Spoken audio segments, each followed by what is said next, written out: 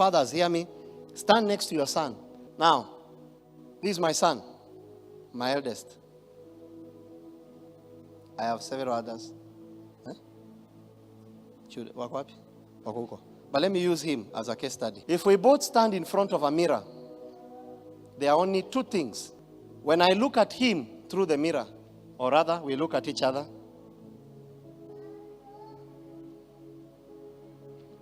Don't worry, it's how we say hello. When I look at him, I see what I was. And I can't change it. When he looks at me, he sees what he'll become. And he can change it. So, your past, you can stop your past from being your children's future. You can stop it. Let's say you are a prostitute. This child is yet to grow to that level of deciding to be that. You can stop that reality in this child. Do you understand what I'm saying? That's the power a parent has. A parent has the ability to change future of his child. So one of the things I did when we finally had this child, I remember this child stayed for days without a name. You know the way they put tags on for the name. Then, because my wife was still growing into knowing me very well as a man of God. So we were just a year or so in marriage. So we didn't know each other very well. So she brought this notion of, give me the name. And me, I knew that the future of this child, I don't want it to be connected to my biological father. I don't want, when I see him, I see my father. Yet, most of you, that's the mistake you make.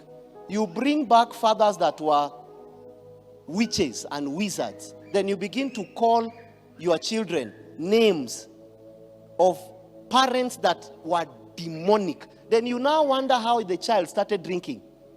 The child doesn't want to drink, but you have invoked the spirit of a drunkard. Then you wonder how that child is beginning to. So even me, because I went and I asked my family, what's the meaning of my name? Who named me? What's the meaning? Who is the one that gave me my name? John. Unataka kujua ufanye nini na hiyo majina? Unless it's M-Pesa. Unless you want to send me money, why do you need to know my names? John CW. I asked, what's the meaning of this name? No one could tell me. So I went to him and I told my wife, my son will not even inherit my name. I'll start a cycle with him so that when he grows and he finally has the things I fought that come on credits of name. He says, from today, Peter, your name shall be called Petros, rock. He changed his name. He comes to Abraham. He's called Abram. He changes his name to Abraham. He changes this identity. So I told him, your name shall be Zion, meaning a city. Zilophah set on a hill that cannot be moved. Then I named him Zion Zilophah. So when the time came to say, what about your parents' name? He says, say your father is in heaven. You have a father in heaven. So that we can change the cycle and the order of systems. But when we speak some things, either you are busy on your phones, you don't want to hear, either you are too proud, either you think you know, then you end up having problems with family children. Then the same cycle goes to your children. So I decided to cut the cord. And by the way, need I say this as I go? It brought me a lot of problems in my family. I remember my parents could not understand how I did not call my children their name. I said, you had a life to live. You don't see Abraham giving the name Abraham to Isaac. It is the God of Abraham. When you are done with your expressing God, die. Second time, the God of Isaac. When you are done living the life you have chosen, die. The second one is Jacob. When you are done, die. Don't repeat things that you have no knowledge of. And so the children end up fighting wars that are unnecessary, fighting spirits that are unnecessary, just because they are provoking things in the spirit realm. So this son, he sees who he will become. So I am the perfect mirror to this child. Parents, hear me. Stop leaving your job to teachers. You are the perfect mirror to this child. This child is seeing what you are doing. He's seeing how you are beating the mother. This child is seeing how you are abusing people. This child is seeing how you are drinking. This child is seeing how, and by then you might not know. The child is wondering, Dad, how comes you don't have money for my shoe, but I notice you come home drunk? But you will never know that that child is thinking. Before you know, you are repeating yourself in your son. Two things. When he sees me, he sees who he can become. When I see him, I see who I was. Who is more powerful in terms of changing things? He has a lesser past to deal with. You, when you look at your life, you have regrets. You can decide to change those regrets for this child. And that's why I told her, I will stay. Because I came from a divorced family. I will stay. You don't stay in marriage because you are happy. And need I say, parents, before you assume that women, you like complaining, I'm created to be happy, I'm not happy in my marriage. There is no plan for you to be happy in marriage. Go read Malachi. Then you will understand the reason for marriage. You know, today people just marry. People just do things the way they want. People don't even know what is the purpose of marriage. And it is captured in the book of Malachi. That the reason for marriage is that God will have a godly offspring. The reason for marriage is godly offspring. It has nothing to do with your happiness. So you don't stay because of how you feel. You stay for the sake of that offspring. So one day you will wake up, you feel, I don't feel I'm in love. Stay there until you're in love again. Stay until the feeling comes back. That's how you keep changing women, because that thing comes and goes. You stay because it's a commitment you took, not a feeling you felt. And I'm afraid the way we are going, if me I'm asked, because I don't know you parents, I wish there would be no closing day.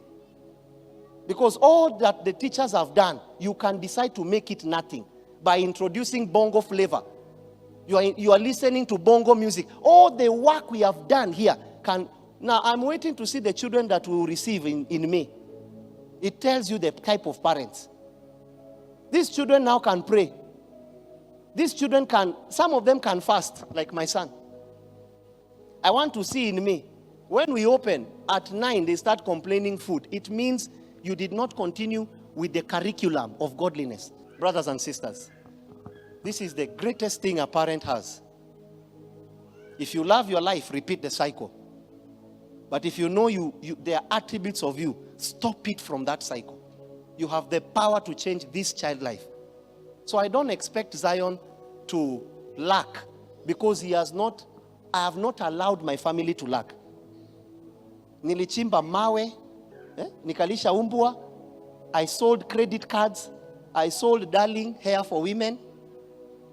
Just so that there will be no reason for my children to claim that they can fail.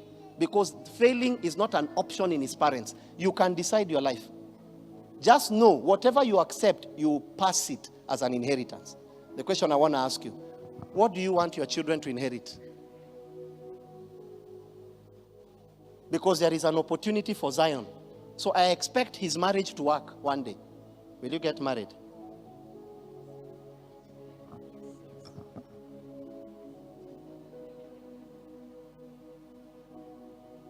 I expect his marriage to work. I expect him to make more money than I have, because I begin to teach him. Anything I do, I take him on ground. If it's property, I take him and I tell him, Zion, this is how to buy a property. This is how to build a house. I give him money, then watch. If he buys things, I'm like, you are poor. If he saves, I'm like, you are wise. Who taught you money? You wonder why you don't have. You wonder why I don't have. Who taught you money? How can you have what you don't know? My people perish for lack of knowledge. Financial knowledge. Who taught you? When did your parent take you and tell you, this is how you make money? When? So how will we stop being poor? Because we don't receive financial education. So I beg you, once more. Me, I've decided to take it serious with my children. You have an argument with your wife, don't allow your children to see. Argue with patience. Argue na macho tu. Nyi tu wawili ndio mnajua. You are the only two people that are communicating. Where? But you can't be doing that in front of the children. The child are not, the heads of the children are just like this. Ngombe wewe, punda hii. Oh mama, parents are fighting and the children are watching. So the child goes to school. Anatafuta mtu wa kuita ngombe. So if the boy sees a girl, he sees a horse. Because ameipata home, the father doesn't respect the mother. Father speaks to the mother the way they want because he's the head of the house. So the child will also begin to look at a woman and say, wewe hakuna kitu unaweza niambia. Wewe ni bure. Wewe ni farasi. Wewe, you are a cow in the making. So the child just sees milk, ng'ombe. So when the mother tells the son anything, the son can't do because the father has trained the child that you only listen to me. If mom can say something in the house and the son won't do, and the father says and the son does, that is a very unhealthy family. Because honor your father and mother, not honor your father, and mother. Mother is in it, and mother. Brothers and sisters, we have an opportunity to create a future. That's what parenting is about. You have an opportunity. The question I want to ask you today, will you? Your children are your responsibility. Do something about it. But remember, they are angels. Stand continually before